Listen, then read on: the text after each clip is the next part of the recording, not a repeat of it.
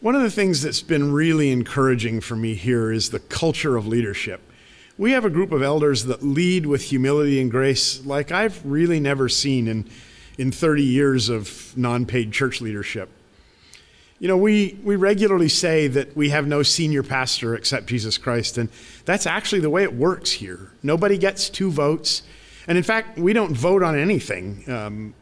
If we can't reach unity on a decision, we stop and pray and discuss some more, and that's probably less efficient, but we've found that to be a much healthier way for us to lead a growing and multiplying church. We certainly recognize that elders have different roles and responsibilities, even as we lead as a plurality.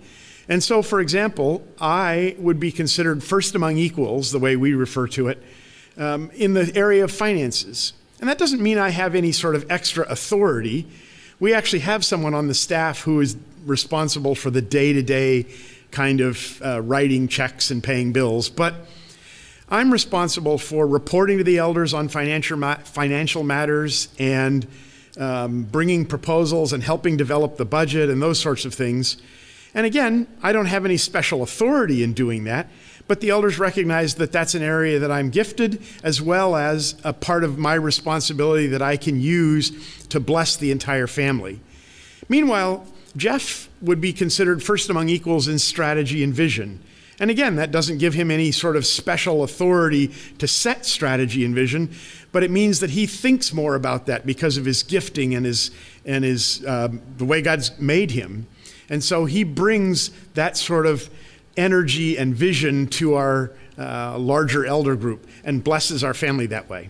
I think that many people's mental model for church leadership is that of a corporate board, which might not really be the best model. I think perhaps a better way to think about church leadership is the role of a father. And much like fathers, our elders lead from sort of 3 perspectives.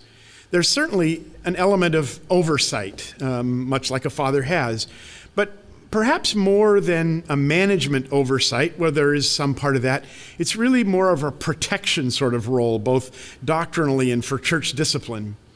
But there's also an among role, because we're called to be an example to the flock. And so if we're going to be an example, we have to do what we ask people to do. We have to be among them, modeling and giving an example for how to live a life committed to loving and displaying the gospel. And then finally, we have to lead from under the family, because Jesus said he didn't come to be served, but to serve. And so our model for leadership is that of a servant leader, and we have to serve our family. We can't ask our family to do anything that we're not willing to do, that we think is below us. And so we lead from all 3 of those perspectives.